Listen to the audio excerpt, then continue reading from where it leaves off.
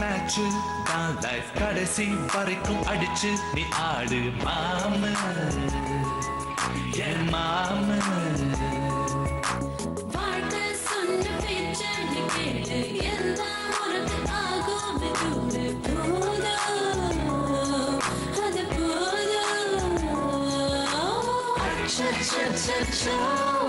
ஏதேதோ ஆயாச்சோ இருந்த இன்பமும் மறந்து போயாச்சோ அது பாவம் கொள்ளாதே நெஞ்சத்தை கிள்ளாதே அது பாவம் கொள்ளாதே ஒன்றாய் வாழ்வோம் வா. நெஞ்சத்தை கிள்ளாதே அது பாவம் கொள்ளாதே நெஞ்சத்தை கிள்ளாதே அது பாவம் கொள்ளாதே ஒன்றாய் வாழ்வோம் வா.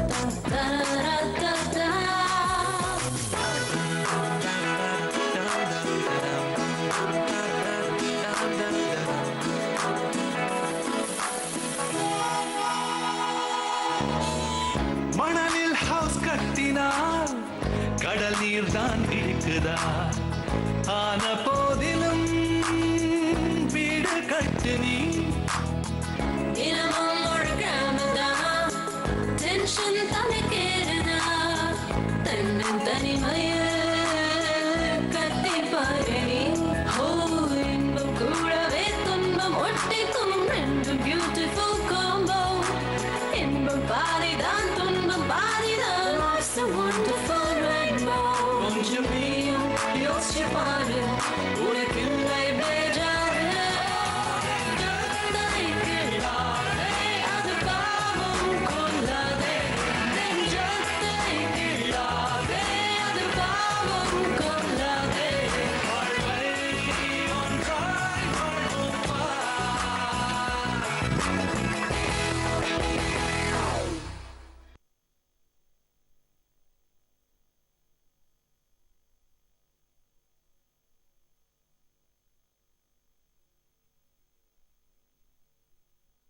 நீங்க கேக் வாங்காம வந்தாலும் பரவாயில்ல, ஆனா நீங்க சீக்கிரம் வாங்க. ஏன்னா என் ஸ்பெஷல் கெஸ்டே நீங்க தான். கான்சென்ட்ரேட் பண்ணி ஒர்க்கும் பண்ண முடியல. 2 hours டைம் கொடுங்க, நான் போய் ஃபினிஷ் பண்ணிட்டு வந்து நைட்லாம் உட்காந்து உங்கள் ஒர்க்கை முடிச்சு கொடுத்துட்றேன். அப்படி நீங்கள் பெர்மிஷன் கொடுக்கலன்னாலும் நான் போவேன்.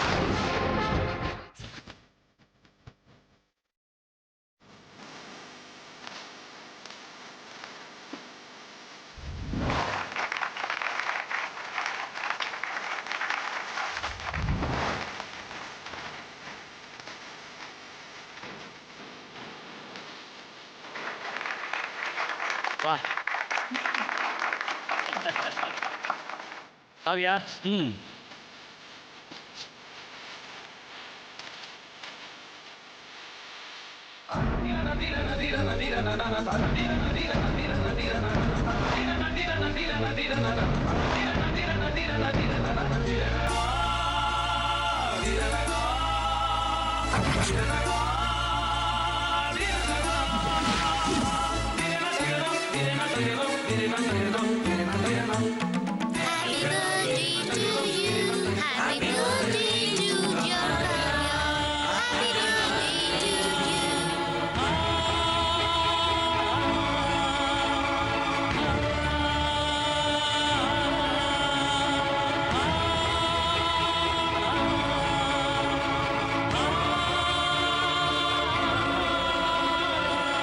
That's for you, Kavya.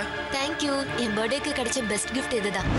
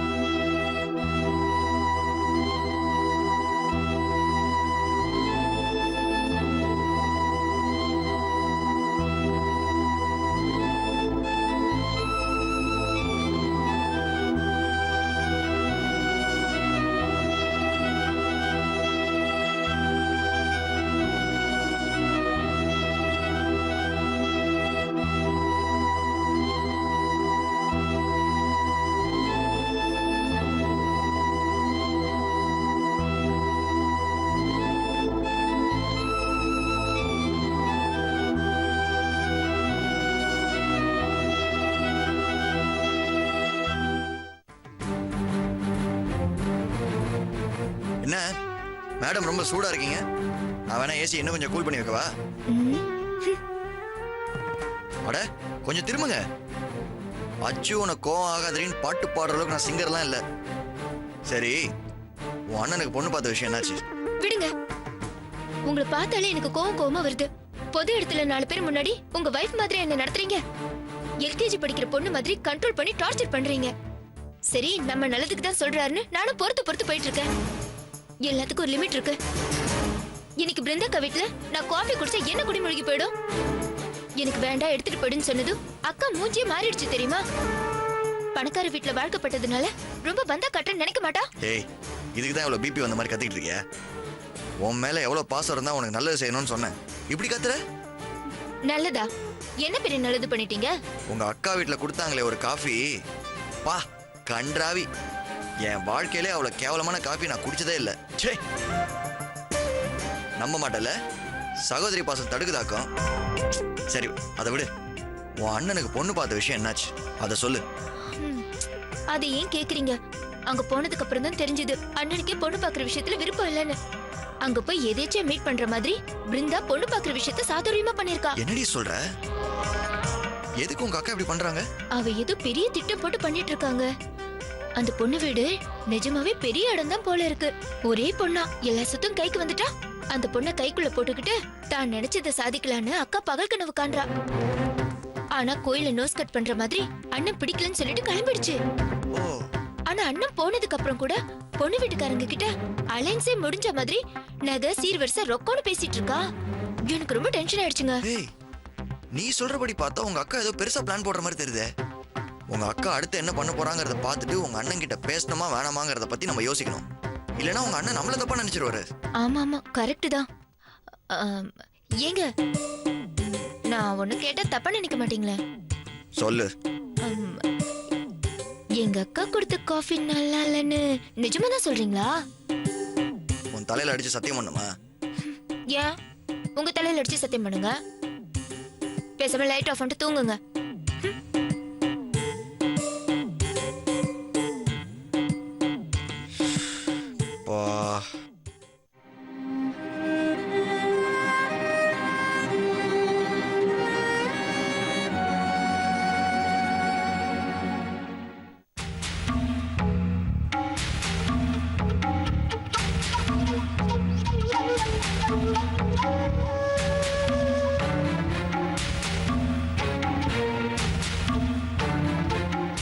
என்ன பிருந்தா உனக்கு என்ன வேணும்? அப்படி என்ன தலை போற விஷயம்? காலைல வர வேண்டியதானே? இல்ல ஃபோன் பண்ணி பேசலாமே. என்ன எம்எல்ஏ இப்படி கோவப்படுற? உண்மையில இந்த பார், நான் ஃபுல் டே பேங்க்ல வேலையை பார்த்து எக்ஸாஸ்ட் ஆயிட்டேன். என் பிரச்சனையை கொஞ்சம் புரிஞ்சுக்கோ. எதை சொன்னாலும் அழாத. என்னன்னு சொல்லு. உள்ளவா.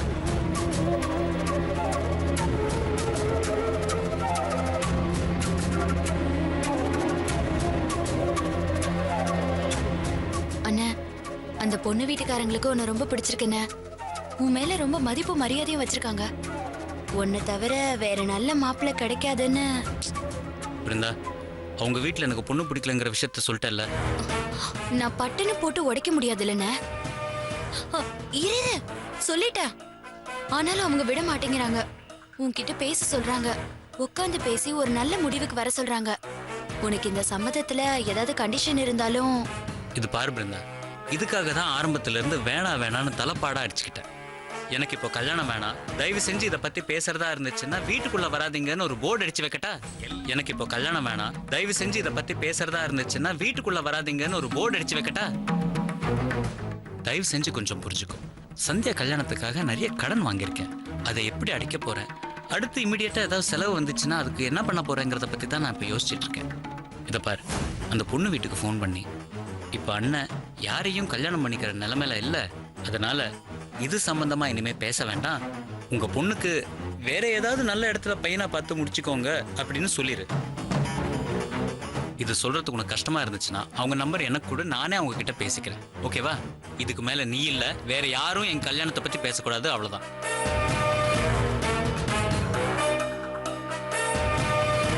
ரவி, ஸ்டாண்ட்ல தானே இருக்கீங்க? சிஸ்டரை இறக்கி விடணும், கொஞ்சம் வரீங்களா? ஓகே அண்ணே கிளம்பு.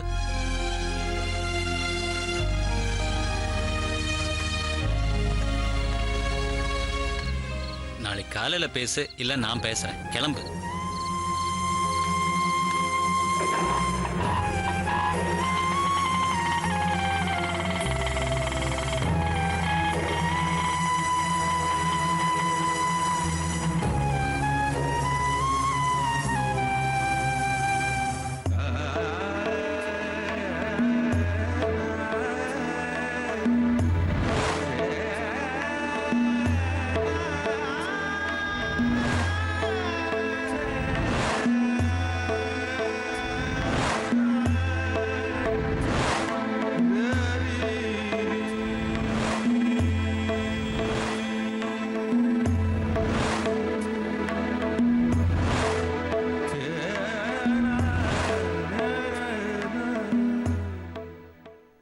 ஹாய் முரளி, என்னடா பெரிய பார்ட்டியா அரேஞ்ச் பண்ணிருப்பான்னு பார்த்தா பந்துக்கு முன்ன பார் மாதிரி சைலண்டா இருக்க.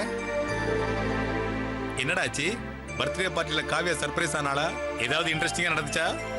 எதுவும் கேட்காத. டேய், என்னடா ஆச்சு? பர்த்டே செலிப்ரேஷன்லாம் நல்லா தான் போச்சு. ஆனா காவியாவுக்கு என்னாச்சு? பார்ட்டிக்கு சித்தார்த்னு ஒரு பையன் வந்தான். பார்ட்டினா 4 பேர் வரதாப்பா செய்வாங்க. காவியா அந்த பையனோட ரொம்ப சிரிச்சு பேசிட்டு இருந்தா. அந்த பையன் கூட ரொம்ப. ஸ்டாப் இட் முரளி, நீ இவ்வளவு காம்ப்ளெக்ஸோட இருப்ப நான் எதிர்பார்க்கவே இல்லை. ஒரு பொண்ணு அவ ஃப்ரெண்டோட சிரிச்சு பேசக்கூடாதா? இதுல என்ன தப்பு இருக்கு? நம்ம 21ஆம் நூற்றாண்டுல இருக்கோம் முரளி. ஒரு பார்ட்டியில க்ளோஸா இருக்கிறதும் ஹேண்ட்ஷேக் பண்றதும் தப்பே கிடையாது. அதுவும் காவியா ரொம்ப ஃபார்வர்ட் டைப். இல்ல முரளி, இது சரிப்பட்டு வராது. இப்பவே இவ்வளவு சந்தேகப்பட்டனா கஷ்டம்டா, பின்னாடி ரொம்ப கஷ்டப்படுவ. உங்க 2 பேர் லைஃப் ஸ்பாயில் ஆயிடும். வேண்டாம் வேண்டாம், இந்த லவ்க்கு எல்லாம் வேண்டாம். எல்லாத்துக்கும் ஃபுல் ஸ்டாப் வச்சுட்டு பேசாம உன் தங்கச்சி சொல்ற பொண்ணையே கல்யாணம் பண்ணிக்க. அவ தான் உனக்கு சரிப்பட்டு வருவா. நீ காவியாவை தலை மூழ்கிடு. சிவா, டேய் பேசாதடா.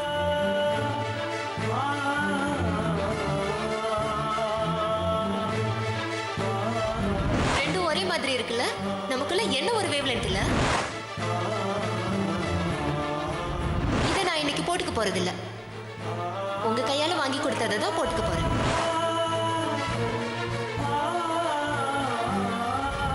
That's for you, Kavya. Thank you. என் பர்த்டேக்கு கிடைச்ச பெஸ்ட் கிஃப்ட் இதுதான்.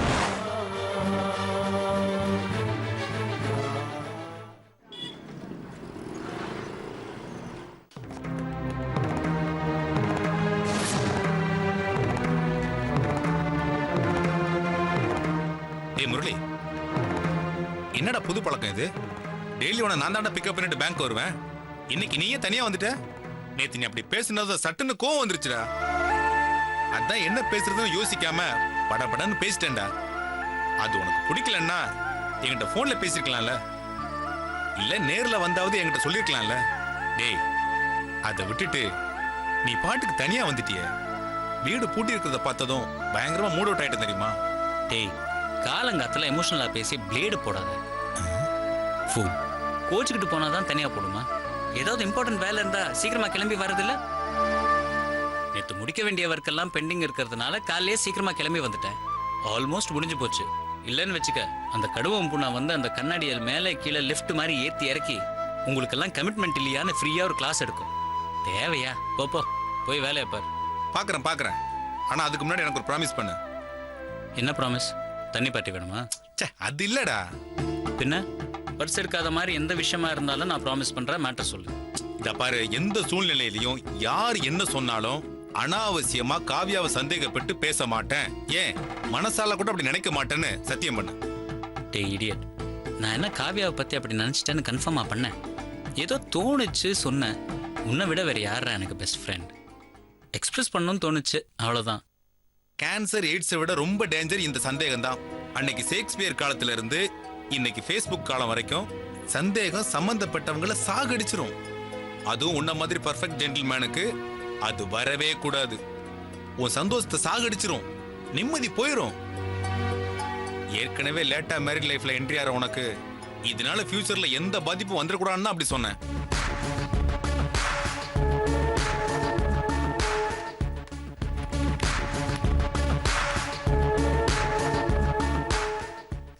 இப்ப இருக்கிற பொண்ணுங்கெல்லாம் கல்யாணாலும் கணவன் டைப் இல்ல, கண்டதுக்கு டைவர்ஸ் போயிடுறாங்க. இனியாவது உன் லைஃப்ல நீ உனக்காக சந்தோஷமா வாழணும்னு நான் ஆசைப்படுறேன், அதை புரிஞ்சுக்க. மிஸ்டர் சிவா மேடம், தினமும் மணிக்கணக்கா முரளி கிட்ட பேசுறதுக்கு இல்ல அவருக்கு கம்பெனி கொடுக்கறதுக்கு இந்த பேங்க் உங்களுக்கு சம்பளம் கொடுக்கல, புரியுதா? இந்த அரட்டை கச்சேரி இன்னொரு நாளைக்கு வச்சுக்கோங்க. தயவு செஞ்சு உங்க சீட்டுக்கு போய் வேலையை பாருங்க. நினைச்ச வந்துருச்சு. ஆனாலும் இந்த மேனேஜருக்கு ஸ்லீப்பிங் வித் எனிமில வர மாதிரி ஹஸ்பண்ட் வரணும். அப்பதான் இந்த நக்கல் பேச்சு குறையும். ஆபீசர் பேங்க் எக்ஸாம்ல பாஸ் பண்ணிருந்தா இந்த நிலைமை வந்திருக்குமா? உனக்கு வேணும். மிஸ்டர் முரளி, எந்த ஸ்டேஜ்ல இருக்கு பாத்துடலாமா? எல்லாம் முடிஞ்சிச்சு மேம். ஃபைனலா ரிவ்யூ பண்ணிட்டு இருக்கேன். நீங்க கேபின் போங்க, நான் செக் பண்ணிட்டு ஃபைலை கொண்டு வந்துடுறேன். குட் முரளி, நீங்க வரதுக்கு முன்னாடி என் மெயில் ஐடிக்கு ஒரு காப்பி அனுப்பிச்சிருங்க. நான் செக் பண்ணிட்டு ஆடிட்டருக்கு அனுப்பிச்சிடுறேன். ஓகே.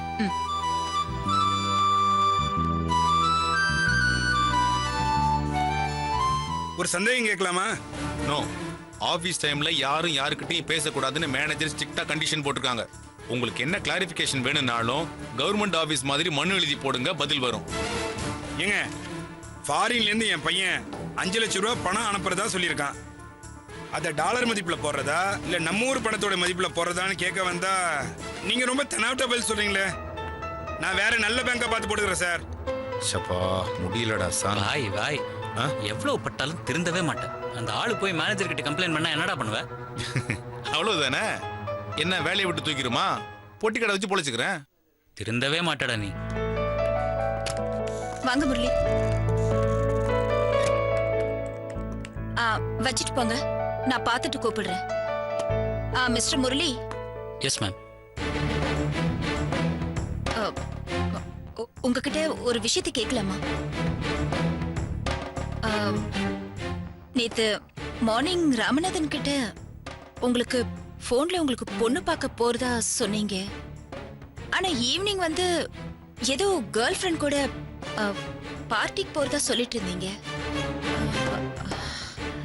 எனக்கு ஒன்றும் புரியல. பர்சனலா இருந்தா சொல்ல வேண்டாம். ஆமா மேம், பர்சனல்.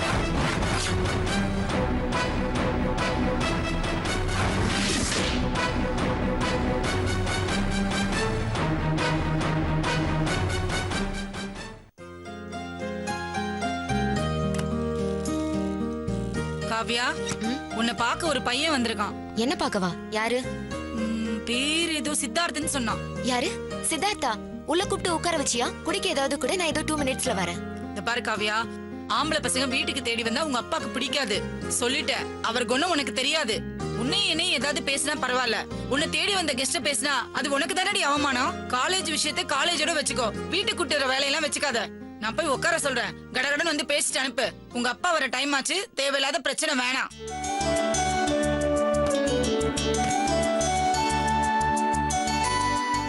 தம்பி உட்காருங்க உட்காருங்க, இதோ 2 நிமிஷத்துல வந்துருவா. சரி ஆண்டி.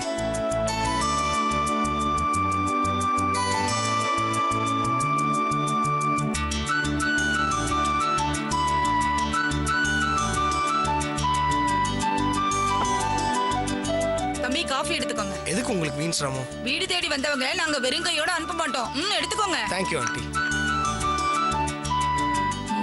ஆமா, உங்க பேரு சித்தார்த்தன்னு சொன்னீங்களே, எந்த ஊரு சாமி? Good evening sir. அப்புறம் ஒர்க்லாம் எப்படி போயிட்டு இருக்கு? ஓ, நீ ஆஃபீஸ் போகிற நினப்பிலே நான் கேட்டேன். காவியாவை ரொம்ப இம்ப்ரெஸ் பண்ணிட்டீங்க போல இருக்கு சார். இல்லை, பர்த்டேக்கு ஏதோ எடிட்டிங்லாம் பண்ணி டிவிடிலாம் போட்டு அழகாக கொடுத்துருக்கீங்க போல இருக்கே. வந்த கிஃப்ட்லயே அதுதான் ரொம்ப சூப்பர் அப்படின்னு அவ ஃப்ரெண்ட்ஸ் கிட்ட எல்லாம் ரொம்ப பெருமையா பேசிட்டு இருந்தா. எஸ் ஆமாப்பா, என் போட்டோஸ்லாம் வச்சு கொலாஜ் மாதிரி பண்ணி சிஜி ஒர்க்லாம் பண்ணி எடிட் பண்ணி சூப்பர் மியூசிக்லாம் போட்டு 2 days செம்மையா வேலை பார்த்திருக்கான். Really nice Siddharth. Thanks Kavya. நான் உனக்கு ஏதாவது டிஃப்ரெண்டா ட்ரை பண்ணணும்னு தான் நான் அதை பண்ணேன்.